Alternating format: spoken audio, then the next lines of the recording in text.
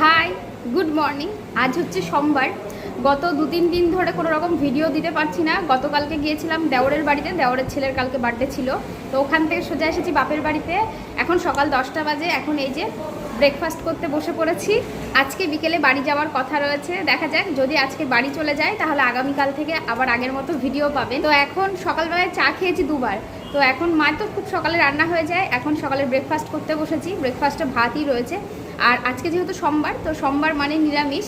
তো চলুন আজকে কি কি রান্না হয়েছে সেটা আপনাদের সঙ্গে শেয়ার করি। এই হচ্ছে সকালের খাবার। মা তো এক গাদা ভাত দিয়েছে, তো আমি এত ভাত খাবো না। তো যাই হোক, এখানটায় এই যে ডাঁটার চচ্চড়ি রয়েছে, পোস্ত দিয়ে, সর্ষে দিয়ে, তার সঙ্গে বাদাম দিয়ে ঝুরঝুরে আলু ভাজা, আর তার সঙ্গে এখানে রয়েছে লাউ দিয়ে মুগের ডাল। এই হচ্ছে সকালকার খাওয়া। তো চলুন এখন খাই। তো চলুন আবার দেখা হবে আপনাদের সঙ্গে বড় ভিডিওতে।